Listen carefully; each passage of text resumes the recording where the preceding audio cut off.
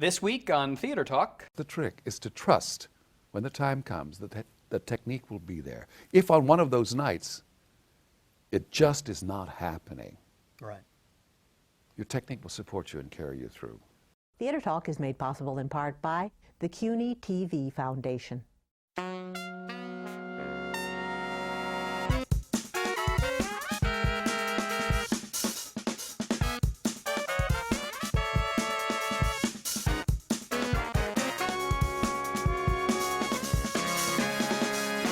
From New York City, this is Theater Talk. I'm Michael Riedel of the New York Post. And I'm the show's producer, Susan Haskins. I'm delighted tonight to be joined by one of the great actors, F. Murray Abraham, who is about to open off-Broadway in a terrific production of The Merchant of Venice.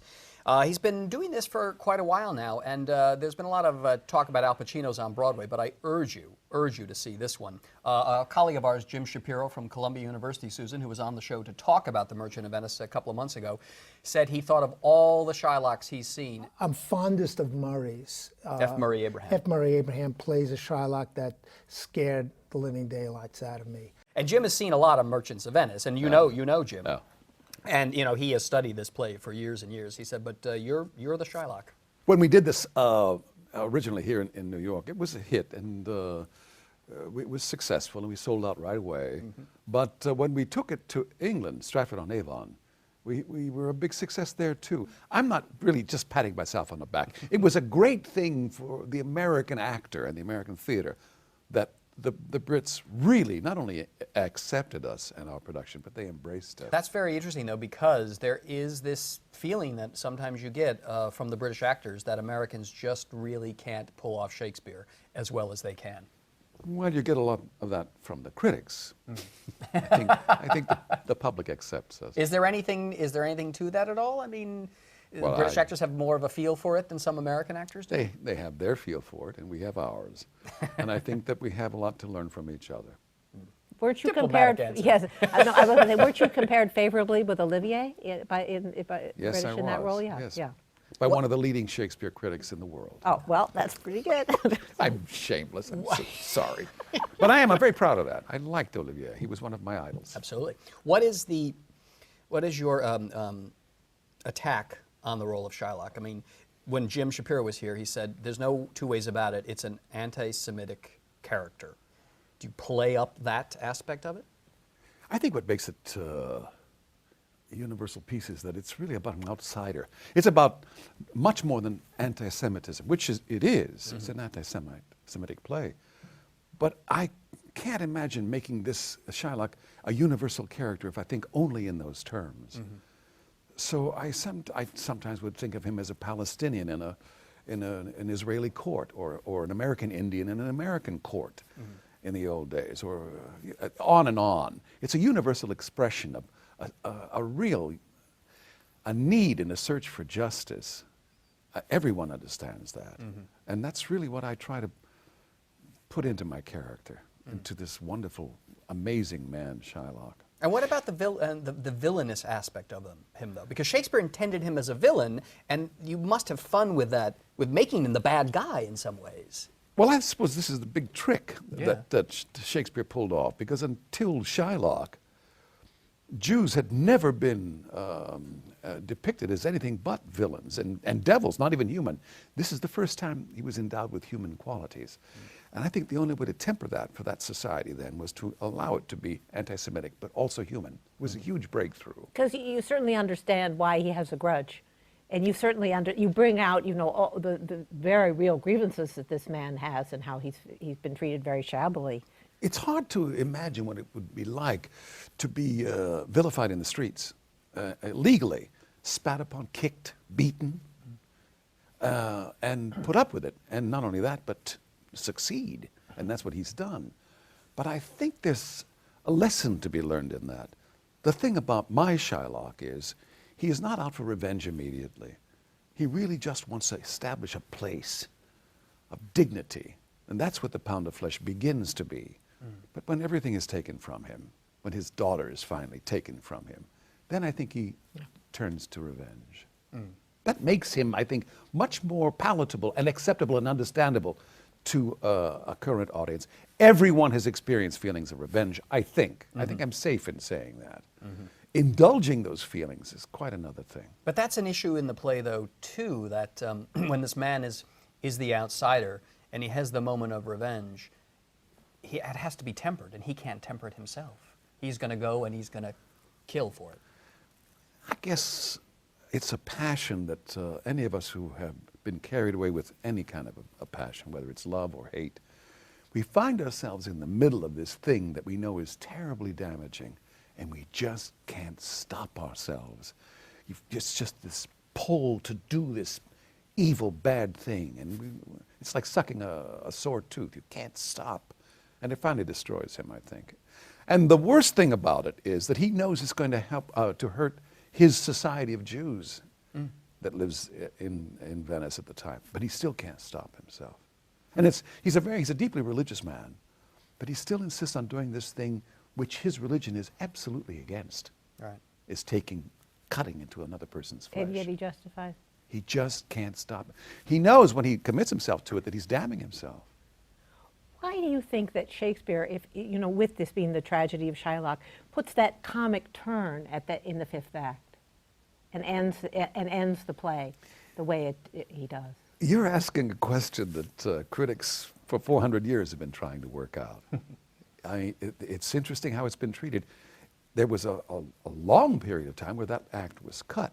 Oh, really? Yes, Shylock's exit was the end of the play.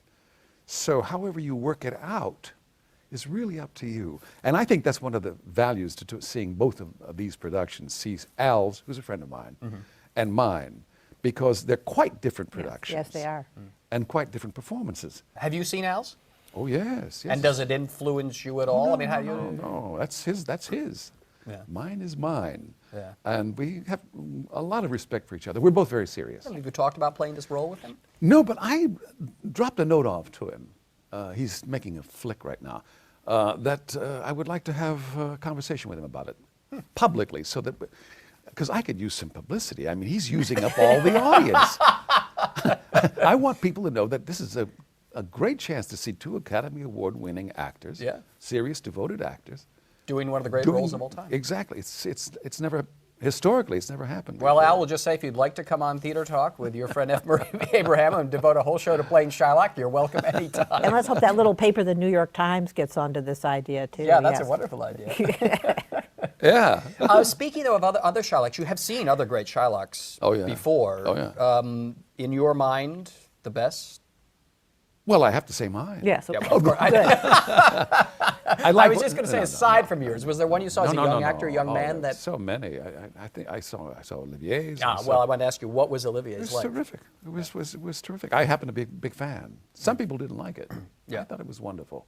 Yeah. There was that wonderful other British actor, wonderful actor. What's his name? We talked about Oh, him. Henry Goodman. Henry You Goodman. saw that one, yeah. He did a thing. I'm not going to do it. I'll do my own thing. But Yeah, he yeah. did a thing I've never seen before in the trial scene at the end of the Quality of Mercy speech, where when she got finished making this beautiful appeal, he didn't do a thing for about 10 or 15 seconds. Just sat there, and you wondered, is he going to let it go? Is he going to go for the pound of flesh?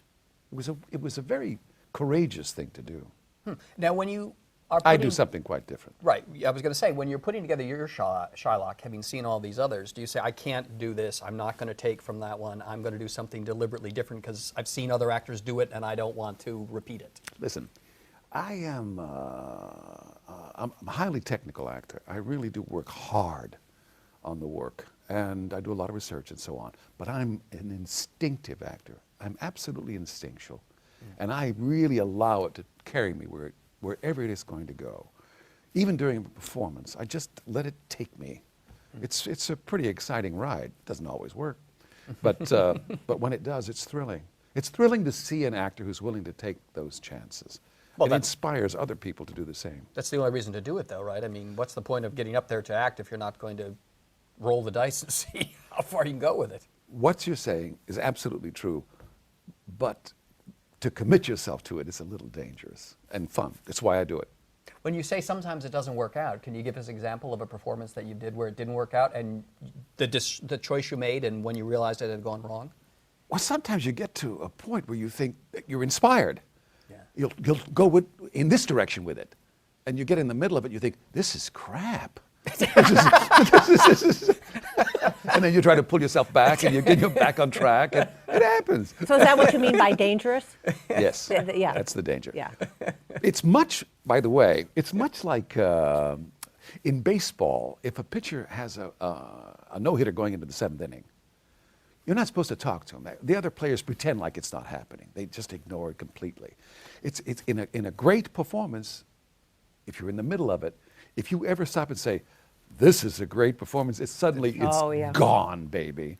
Yes. How interesting. And if you commit yourself to that kind of, if you trust that instinct, if you trust that inspiration, that's where the great performances come from. I love to talk about acting, and since we have you here, one of the great actors, I want to touch on what you said, though. You are instinctual, but also technical. Yeah. Is it not true that to really pull off a performance, to really be a good actor, you always have to have that technical ability running sort of alongside your instinctive ability?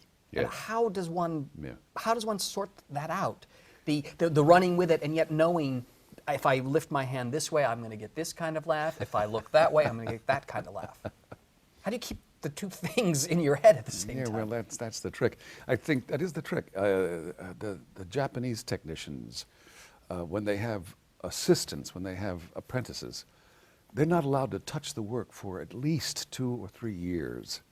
They are just assisting, watching, learning, before they even begin to touch, whether it's clay, whether it's pottery, whether it's the theater. So that when they do finally get an opportunity to perform, whether it's making something or acting, all of the technique is there to support whatever they do. And you never stop working on that. I'm talking about vocally as well as spiritually, by the way. And that's the trick, is to trust when the time comes that the technique will be there. If on one of those nights it just is not happening, Right. your technique will support you and carry you through. And you get to a certain point where the performance is always good. When I say it's crap, I don't mean it's really crap. Used to be, but now I can get away with stuff, you know? Because I've been doing it for 50 years. I mean, Right. I should be able to do it, you know? But you know when it's not working, but you can fool the audience. Oh, God. And sometimes you're wrong. Sometimes you think this is awful, and then people come back and say, that was terrific. And sometimes you think it's terrific, and they say, you know. Well, that terrible experience with the little acting I've done, that you're observing yourself and every moment you're going, that's terrible, that's terrible. She's right. Yeah. That is bad acting. Yeah, yeah, And I'm guilty of it, too. But teaching the technique, though, it seems in the way acting goes nowadays that people just want to plunge in and become a star because a lot of young people get a TV show, they get a movie, and you know they're an instant success, and then they come to Broadway and they try it, and you see the technique was never there. Yeah, you can spot it immediately. You can spot it in just the sound of a Yeah. voice. That's not a stage voice. I think you can spot it as soon as someone steps on the stage. Really? It's an aura. People go, oh, well, then we're in for a good ride here. This is a good thing. You can tell. You can smell it. You can feel it. But I also think it's one of the reasons that there were so many suicides among, and still are, among artists, performers, who have this enormous amount of fame. And get built up, yeah. Built up, and they really, really think they know what they're doing. And in fact, when it starts to taper off, they got no place to go. Right. They have nothing to rely on. They're completely lost. But And isn't that a corruption? I mean, Oh. you walked away from Hollywood. Not didn't walk away, but you didn't move to Hollywood and become that. And did that have something to do with this very corrupt system where they kind of destroy psyches and lives with the fame system? I don't think it was that altruistic. Thank you for putting me in that category. All But right. it's just that the stuff that was offered was such crap. Yeah. Right. And it was a lot of money. But it's the money, yeah. I just said, no, I'm doing all right. You know, I want to stay here and do my work. Well, let's talk about that a little bit because it was Amadeus, you won the Oscar, Yeah. and then you started to get the Salieri roles. Is that now what happens? They Isn't keep that giving funny? you the same sort of thing? Oh, you're going to be the scary, No. menacing villain. It's absolutely true. For the first 15 years of my career, I was only doing comedy, all comedy.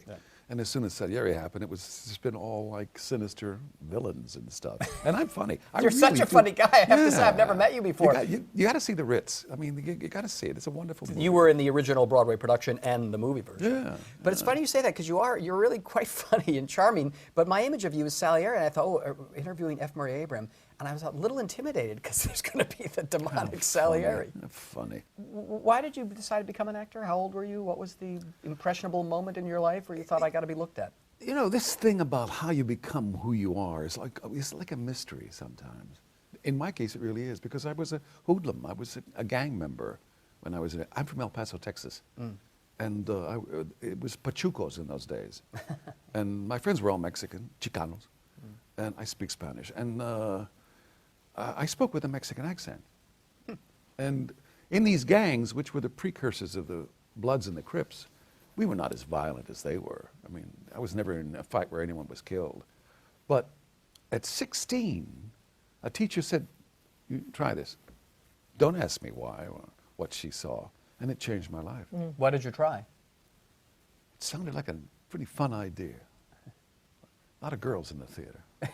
But no, I'm making a joke. It just seemed to communicate to me. And I went to a play. I saw a guy I knew was on the stage, and I was transformed. Do you remember what the play was? No, I don't. But I remember the first play I did that Which was was? successful for me, which was The Old Lady Shows Her Medals, which we took into a state contest in Texas.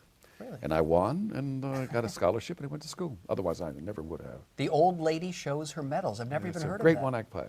By, J.M. Barrie. oh, right, yeah. And that was it for you. A J.M. Barrie play transformed your life. Absolutely. That woman did. Teacher. Yes. What was her name? Lucia P. Hutchins. God rest her soul. And she I saw, am forever indebted to her. and she saw something in this. She saw something that I didn't know was there. That's a teacher. But isn't it interesting that a teacher transformed your life and you have remained a teacher yourself? Yeah. Even though you have a very successful acting career, unlike so many, you've gone back to Brooklyn College and become a master teacher of acting. Well, I think it's a tribute to her. Yeah. Thank you for pointing Interesting, that out. interesting. That's very important to me. Where did you get your, when did you realize, as you were a teenager acting, winning awards, when did you realize, oh, I got to get some technique here too. It's not all just winning awards and having a good time. It's work. I just knew that there were things I had to change. Being in a gang and then separating from the gang is very hard to do. It means you really have to change your life. So I began to listen to what I sounded like, and I knew I couldn't be an actor with a Mexican accent. So I started to listen to recordings, which I still have. Old recordings of Barrymore. I have vinyl. I have Barrymore and Olivier and Gielgud. Really? I still have them. So you trained yourself how Yeah. to speak without an accent by Yeah. listening to the Yeah. greatest actors in the English language. And American. And American. Barrymore. Right. Yes, And, I did. It's not a big deal.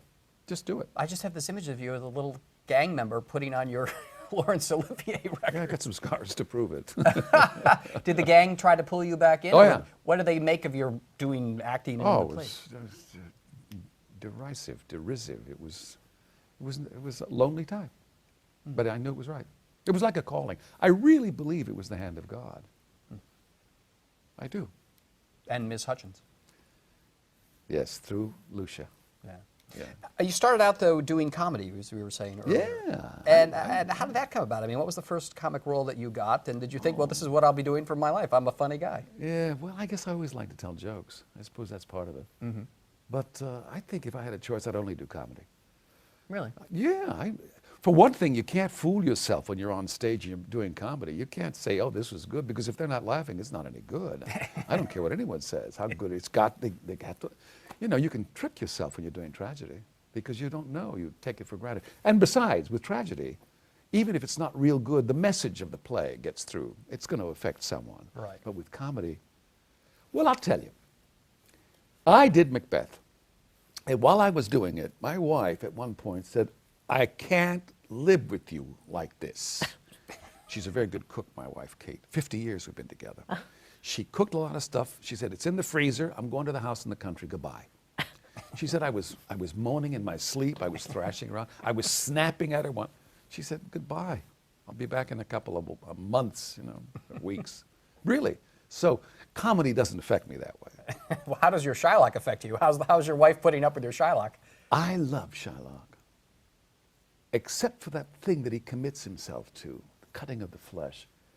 I'm devoted to his passion and to his humanity and his need for justice. I hate that these guys who almost brought our country to its knees have gotten away with murder, that no one has been brought to task for this banking system that they've destroyed. No one. That's my sense of justice. That's good. And that's what I feel with Shylock. He says, I stand for judgment. And so, will I have it? Well, will the American people ever have it? Nope. When you were doing the comedy and then you got Salieri and suddenly you become F. Murray. Excuse me. Yeah. I was doing the Amadeus and Scarface at the same time. Wow. I was flying from Hollywood to Prague Wow. How'd you keep your head together with that? because they're so different. Yeah. If they were subtly like close, it would have been difficult. But this was like one was a vacation from the other. Wow. But my point in saying it is that they were both released pretty close Yes. at the same Right. time. But no one remembers that it was that close. They remember, oh yeah, you did Scarface, but they always remember Salieri. How did you get that part? Just luck, good fortune. I think every actor in the world wanted that part. Yeah, absolutely. I mean, it was the hottest play in the world at that Big, time.